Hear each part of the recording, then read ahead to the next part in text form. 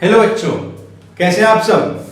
अब तक हमने क्लास 10th में फर्स्ट चैप्टर साइंस में ये पढ़ लिया कि केमिकल रिएक्शंस क्या होती हैं, केमिकल इक्वेशंस क्या होती हैं। अब हम लोग ये पढ़ने वाले हैं कि केमिकल रिएक्शंस कितने टाइप की होती हैं। ये जो है इस चैप्टर का लास्ट पार्ट है। होप आप सबने पिछले सारे पार्ट्स देख लिए होंगे, खासतौर पे बैलेंसिंग वाला। बैलेंसिंग इस चैप्टर का सबसे इंपॉर्टेंट कंसेप्ट है। मैंने लास्ट वीडियो में भी कहा था, इस वीडियो में भी कह रहा हूँ। और उसके बाद सेकेंड इंपॉर्टेंट कंसेप्ट है ये टाइप्स ऑफ रिएक्शंस। ये जो है अब हमने जो पढ़ना है बस बहुत सिंपल है। हमें बस ये करना है कि नाम का मतलब समझना है। अब ये मान लो अगर आपको इंग्लिश आती है ना तो आपको ये भी आता होगा। ये इतना इजी है। कैसे? सबसे पहले हम आए थे टाइप्स ऑफ रिएक्शंस पे। तो सबसे पहला टाइप है इसका कॉम्बिनेशन रिएक्शन। अब इंग्लिश में कॉम्बिनेशन से हम क्या समझते हैं, क्या मतलब होता है कॉम्बिनेशन का? दो चीजों का कंबाइन होना, है ना। तो इसी में दो एलिमेंट्स का कंबाइन होके एक नया कंपाउंड बनाना है, नया सब्सटेंस बनाना, उसको हम कहते हैं कॉम्बिनेशन रिएक्शन। यही इसकी डिफाइन भी कहती है, when two or more elements combine to form a single substance. जब दो या दो से ज्यादा एलिमेंट्स मिलके एक नया सिंगल सब्सटेंस बनाते हैं, कंपाउंड बनाते हैं, उसको हम कहते हैं कॉम्बिनेशन रिएक्शन। अब इसका एग्जांपल देख लेते हैं। हमने पिछली बार फॉर्म पढ़ी थी क्या, A plus B gives C। ये हमारी क्या है, कॉम्बिनेशन रिएक्शन की। A प्लस बी, ये A और B क्या है, ये अलग अलग एलिमेंट्स हैं। ये एलिमेंट्स जो है कंबाइन होकर C बना रहे, एक नया कंपाउंड बना रहे, एक नया सब्सटेंस बना रहे हैं। अगर हम इसको प्रॉपर सब्सटेंसेस की लैंग्वेज में देखें तो क्या है, H2 plus Cl2 gives 2HCl, यानी कि हाइड्रोजन और क्लोरीन मिलकर क्या बना रहा है, हाइड्रोक्लोरिक एसिड। इसी तरीके से अब हम चलते हैं सेकेंड पार्ट पे। सेकेंड पार्ट है डीकंपोजिशन रिएक्शन।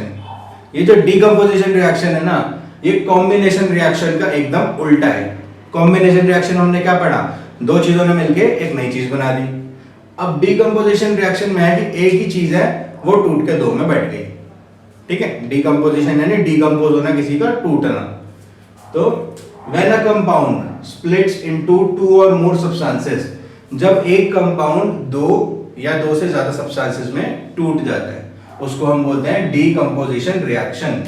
जैसे A gives B plus C। एक हमारे पास सब्सटेंस था, कंपाउंड था, ये स्प्लिट हुआ, टूट गया। इसने क्या बनाया, B और C, दो छोटे छोटे सब्सटेंसेस बना दिए अपने, या फिर एलिमेंट्स बना दिए। जैसे कि हमारे पास था H2O, वाटर। वाटर टूटा और इसने बनाया हाइड्रोजन और ऑक्सीजन। अब हम आते हैं इसके सब पार्ट्स पे। ये जो डीकंपोजिशन रिएक्शन है ना, ये इसके होने के अलग अलग रीजंस हैं। अब ये जो वाटर है, इसको दौरे तो पढ़ने अपने बैठ भाई हमारा तो टूट गया हाइड्रोजन ऑक्सीजन में, ऐसा तो हो नहीं सकता। तो अलग अलग फैक्टर्स की वजह से ये जो कंपाउंड्स है, सब्सटेंसेस स्प्लिट होते हैं, ब्रेक होते हैं। तो उसके लिए इसके अलग अलग तीन सब पार्ट्स बनाए गए, जो है थर्मल डीकंपोजिशन, इलेक्ट्रोलाइटिक डीकंपोजिशन और फोटोलिसिस डीकंपोजिशन। थर्मल का मतलब जहां भी हम देखें पूरी साइंस में, थर्मल का मतलब होता है हीट।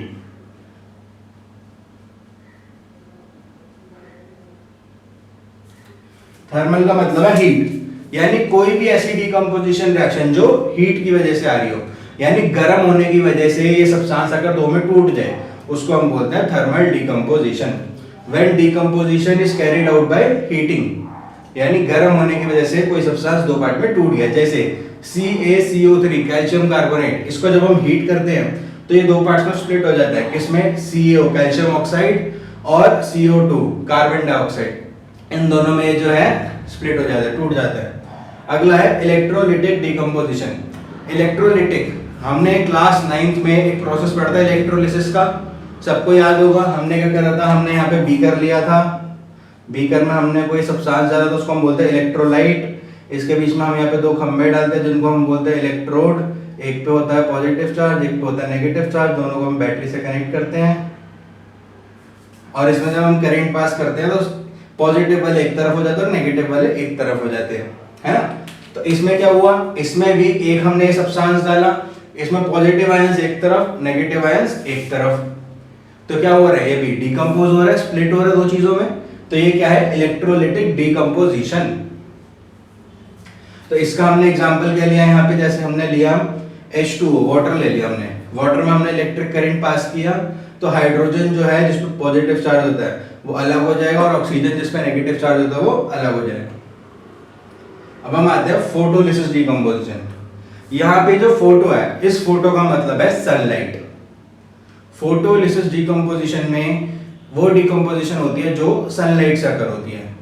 ये हमेशा जो है सिल्वर के सब्सटेंसेस में होती है, जैसे सिल्वर क्लोराइड हो गया, सिल्वर ब्रोमाइड हो गया, सिल्वर आयोडाइड हो गया। सिल्वर की कोई भी चीज हम धूप में रखें तो उसमें से क्लोराइड, ब्रोमाइड, आयोडाइड जो उड़ जाता है और खाली सिल्वर में बस पाउडर बच जाता है। तो वो होती है हमारी फोटोलिसिस डिकम्पोजिशन। तो वही कह रहे हैं कि when decomposition is carried out in the presence of sunlight, जब सनलाइट की प्रेजेंस में डिकम्पोजिशन होती है उसको हम बोलते हैं फोटोलिसिस डिकम्पोजिशन। इसमें देखो एग्जांपल आपका वही है AgCl यानी सिल्वर क्लोराइड। इसको हमने सनलाइट में रखा तो वापस सिल्वर बच गया और क्लोरीन जो है गैस बन के उड़ गया। ये हमारे जो थे मेन सबसे पहले के दो पार्ट्स थे, कॉम्बिनेशन रिएक्शन और डिकम्पोजिशन रिएक्शन। अब हम आते हैं थर्ड पार्ट पे जो हमारा डिस्प्लेसमेंट रिएक्शन। डिस्प्लेसमेंट रिएक्शन क्या होता है? अब ये भी हमें नाम से पता चल रहा है, मैंने जैसे आपको सबसे पहले बोल दिया था क्या कि अगर आप इंग्लिश के वर्ड से थोड़ा बहुत जो है फेमिलियर हैं तो आपको ये समझना बिल्कुल मुश्किल नहीं आएगी। डिस्प्लेसमेंट क्या होता है? किसी की जगह लेना। तो इसमें भी यही हो रहा है, जब कोई ऐसा मेटल जो ज्यादा रिएक्टिव हो वो कम रिएक्टिव वाले मेटल की जगह ले ले, उसको हम बोलते हैं डिस्प्लेसमेंट रिएक्शन। हमारे जो है हर जगह ये होता है, जो ज्यादा पावरफुल होता है वो कम पावरफुल को ओवरटेक कर लेता है हमेशा, चाहे वो फ्रेंड्स में हो, चाहे वो लड़ाई झगड़े में हो, चाहे वो बिजनेस में हो, किसी भी चीज में हो। जो ज्यादा पावरफुल है वो कम पावरफुल वाले को पीछे छोड़ के आगे निकल जाएगा। तो इस रिएक्शन में हमारा कुछ ऐसा ही है डिस्प्लेसमेंट में, कि जब भी कोई ऐसा element, the reaction in which more reactive element, ज्यादा reactive element displaces less reactive element, less reactive वाले एलिमेंट को डिस्प्लेस कर लेता है, उसकी जगह ले लेते हैं, उसको हम बोलते हैं फ्रॉम इट्स सॉल्यूशन, इसके सॉल्यूशन के अंदर से, उसको हम बोलते हैं डिस्प्लेसमेंट रिएक्शन। जैसे यहाँ पे हमने लिया Fe आयरन और यहाँ पे हमने लिया CuSO4 फ्रॉम इट्स सॉल्यूशन का क्या मतलब है? CuSO4 क्या पूरा एक सॉल्यूशन है कॉपर सल्फेट का, इसमें मेटल क्या है? Cu copper. अब ये जो आयरन है ये इस कॉपर से ज्यादा रिएक्टिव है तो इसने इधर आके इसकी जगह ले ली कॉपर की। SO4 जो है Cu में Fe आ जाएगा, FeSO4 CuSO4 में Fe आ जाएगा और Cu जो है बेचारा अलग हो जाएगा। क्यों? क्योंकि Fe ने Cu की जगह ले ली यहाँ पे। क्यों? क्योंकि Fe जो था हमारा आयरन जो था वो ज्यादा रिएक्टिव है। यहीं पे अगर हम पहले यहाँ पे FeSO4 रखते और इसके साथ हम कॉपर देते यहाँ पे तो क्या ये डिस्प्लेसमेंट रिएक्शन होती? क्या ये इधर आके डिस्प्लेस करता? नहीं करता। फिर ये रिएक्शन कैसे होती? यहाँ पे एज इट इज जो है सब कुछ सेम आ जाता। क्यों? क्योंकि कॉपर जो है आयरन ज्यादा रिएक्टिव नहीं है, तो जो ज्यादा रिएक्टिव होगा वो ही कम रिएक्टिव वाले की जगह लेगा। अब आपके दिमाग में हो सकता है क्वेश्चन आए कि सर अगर हमें एग्जाम में कोई ऐसी रैंडम क्वेश्चन आ गया तो हमें कैसे पता चलेगा कौन सा ज्यादा रिएक्टिव है? तो इसके लिए आपको थोड़ा सा वेट करना पड़ेगा। चैप्टर 3 में हमारे पास जो है रिएक्टिविटी सीरीज है, उसमें जो है एक टेबल बनी हुई है जिसमें हमें पता चलेगा कौन सा मेटल सबसे रिएक्टिव है, उससे कम कौन सा है, और हमें पूरा रिएक्टिविटी पता चल जाएगी किसकी ज्यादा है किसकी कम है। तो अभी तक आपको बस इसमें ये याद रखना है कि जो ज्यादा रिएक्टिव है वो कम रिएक्टिव वाले की जगह ले लेगा आगे। अगला आता है double displacement reaction. Double displacement reaction हमारा क्या कहता है? डबल डिस्प्लेसमेंट रिएक्शन जो है, सिंगल डिस्प्लेसमेंट में क्या होता, जो ज्यादा रिएक्टिव हो कम रिएक्टिव की जगह ले रहा है। अब भाई डबल डिस्प्लेसमेंट में कोई एक ज्यादा रिएक्टिव होगा कोई कम रिएक्टिव होगा तो वो हम नहीं देखेंगे। इसमें क्या होगा, इसमें दोनों हमें सॉल्यूशन गिवन है और वो जो सॉल्यूशन के मेन मेटल्स है ना, जैसे सोडियम सल्फेट है और बेरियम क्लोराइड है, तो यहाँ पे सोडियम जो है क्लोराइड के साथ आ जाएगा और बेरियम जो सल्फेट के साथ चला जाएगा। ये दोनों जो है यहाँ पे अपनी अपनी जगह जो है चेंज कर लेंगे, ठीक है। और ये इधर आके देखो, ये जो सोडियम है ये क्लोराइड के साथ चला गया, बेरियम सल्फेट के साथ चला गया। तो ये क्या है? ये है डबल डिस्प्लेसमेंट रिएक्शन। डिस्प्लेसमेंट में क्या था, एक एलिमेंट दूसरे की जगह ले रहा सॉल्यूशन में, इसमें दोनों सॉल्यूशन है, दोनों ने आपस में अपनी जगह एक्सचेंज कर ली, इसको हमने बोला डबल डिस्प्लेसमेंट रिएक्शन। क्यों? क्योंकि दो लोग आपस में डिस्प्लेस हो रहे हैं। तो इसकी डिफाइन हमारी यही कह रही है कि reaction in which new compounds are formed by mutual exchange of ions, कि आयंस के म्यूचुअल एक्सचेंज से आपस में एक्सचेंज होने से नए कंपाउंड्स फॉर्म होते हैं इस रिएक्शन में। अब इस चैप्टर का एक तरह से हम ये कह सकते हैं सबसे एंड आ गया topic, oxidation and reduction. Oxidation and reduction पे जनरली क्वेश्चंस आ जाते हैं, हॉट्स आ जाते हैं या फिर प्रैक्टिकल क्वेश्चंस आ जाते हैं।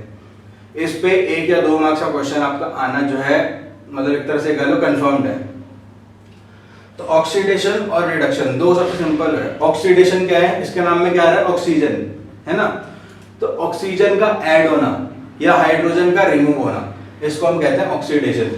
Oxidation is addition of oxygen and removal of hydrogen. अगर किसी रिएक्शन में ऑक्सीजन ऐड हो रहा है या फिर हाइड्रोजन रिमूव हो रहा है, उसको हम बोलेंगे ऑक्सीडेशन। और ये जो रिडक्शन है ये इसका ऑपोजिट है। ऑक्सीडेशन में क्या होता, ऑक्सीजन ऐड होता, रिडक्शन में क्या होगा, ऑक्सीजन जो है हट जाएगा, रिमूव हो जाएगा। ऑक्सीडेशन में क्या होता, हाइड्रोजन हट रहा था, रिमूव होता। रिडक्शन में क्या होगा, हाइड्रोजन ऐड हो जाएगा। तो reduction is addition of hydrogen and removal of oxygen. अब ये दोनों जो है थोड़ा थोड़ा कहीं पे कंफ्यूज करता है, लेकिन आपको जो इसके नाम से समझ आ जाएगा। ऑक्सीडेशन में नाम में ऑक्सीजन सा आ रहा है तो इसलिए ऑक्सीजन ऐड हाइड्रोजन रिमूव, और दूसरे वाला उसका बिल्कुल opposite, hydrogen add oxygen remove. तो इसके लिए हम जो है रिएक्शंस देखते हैं।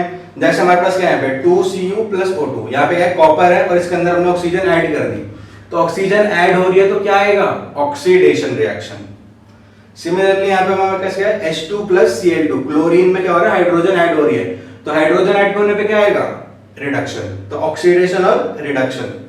अब कुछ ऐसी रिएक्शंस होती हैं जिसमें ऑक्सीडेशन और रिडक्शन साथ में जगह लेते हैं। जैसे यहाँ पे हमारे पास क्या है, कॉपर ऑक्साइड में हमने हाइड्रोजन मिलाया, तो ये इधर क्या हो गया, कॉपर जो है अलग हो गया और हाइड्रोजन में वाटर आ गया। तो इधर अगर हम देखें CuO को, ये इधर आके Cu हो गया, इससे क्या हुआ, ऑक्सीजन हट गई। तो जब हम ऑक्सीजन हट रही है तो क्या बोलेंगे, ये क्या हो रहा है, रिडक्शन। और यहाँ पे हाइड्रोजन में क्या हो रही है, ऑक्सीजन ऐड हो रही है, तो ऑक्सीजन ऐड होने को हम क्या बोलेंगे, ऑक्सीडेशन। इसीलिए मैंने यहाँ पे 2 एरोस बनाए हैं साथ में। यहाँ पे ऑक्सीजन हट रहा है तो रिडक्शन, ऑक्सीजन ऐड हो रहा है तो ऑक्सीडेशन, इसलिए रिडक्शन और ऑक्सीडेशन ये क्या है, एक ही इसमें साथ में आ रहे हैं। इसको हम बोलते हैं रिडॉक्स रिएक्शन।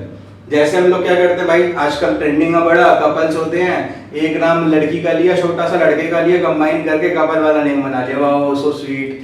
तो वही जो हमारे साइंटिस्ट ने भी कर दिया, सो स्वीट वाला। हमने क्या करा, हमने रिडक्शन का Re लिया, ReD, और ऑक्सीडेशन का OX लिया, इन दोनों को हमने मिला दिया रेड और ऑक्स, रिडॉक्स रिएक्शन। तो ऐसा कोई भी रिएक्शन जिसमें रिडक्शन और ऑक्सीडेशन दोनों साथ में हो रही हो, उसको हम बोलते हैं रिडॉक्स रिएक्शन। अब ये जो ऑक्सीडेशन है ना, ये कोई छोटा मोटा कंसेप्ट नहीं है, ये बहुत बहुत ज्यादा बड़ा कंसेप्ट है। इसकी वजह से हमारे आसपास डेली इतनी सारी चीजें होती हैं जो हम कभी शायद नोटिस नहीं करते। जैसे हमारा खाना जो है थोड़े टाइम बाद हम ऐसे जैसे चिप्स का पैकेट लाके खोल के रख देते हैं, वो सिल जाता है। क्यों सिल जाता है, ऑक्सीडेशन की वजह से।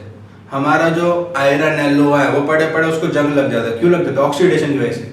अब आप कहोगे ऐसे कैसे सर, तो इसके पीछे जो है एक रीजन है।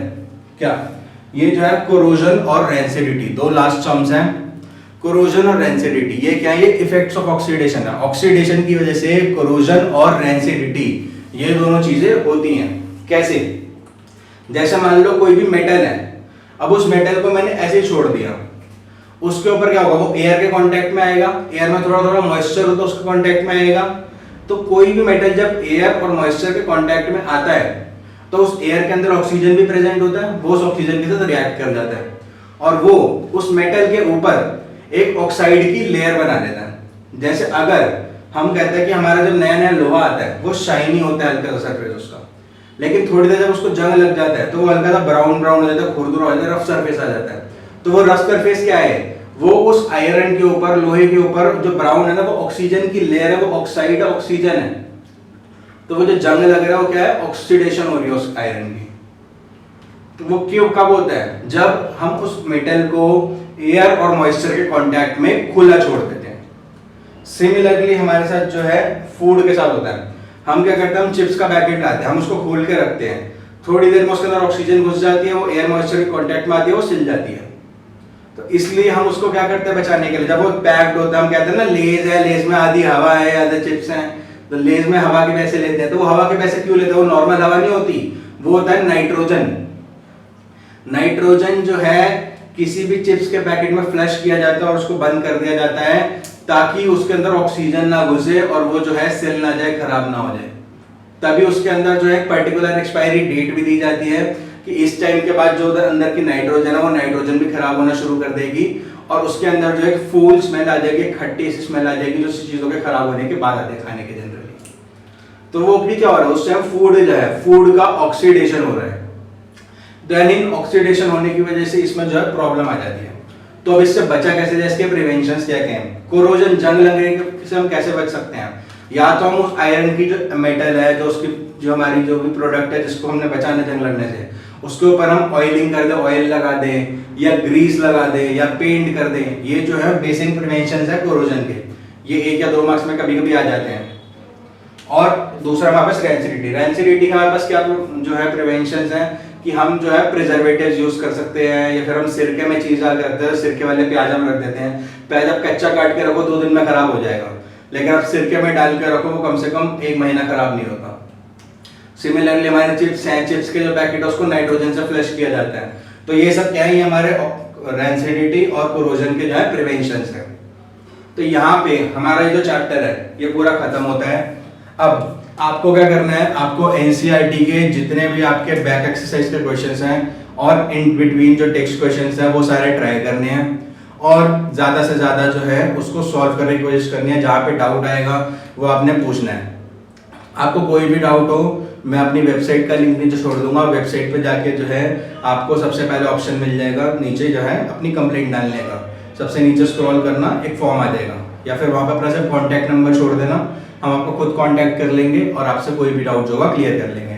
नहीं तो अगर आपको ये जो है थोड़ा मतलब बहुत ज़्यादा हैवी प्रोसेस लग रहा है तो डायरेक्ट आप मेरे को जो है व्हाट्सएप पे ही पूछ लेना। मैं अपना व्हाट्सएप नंबर भी छोड़ दूंगा नीचे, अपने इंस्टीट्यूट का जो है इंस्टाग्राम डिटेल्स छोड़ दूंगा, सारी डिटेल्स छोड़ दूंगा। आपको बस क्या करना है, आपको बस इतनी मेहनत करनी है अपने लिए कि आपको क्वेश्चन सॉल्व करने हैं और मेरे से चेक करवाने हैं, डाउट्स पूछने हैं। होप आप सबको जो है कोई अब तक डाउट नहीं होगा, सब कुछ क्लियर होगा। तो आप सब लोग जो है अपने घर पे सेफ रहिए और अब जो है बस इसको शेयर कीजिए, लाइक कीजिए, सब्सक्राइब कीजिए और अपना पढ़ते रहिए। Thank you.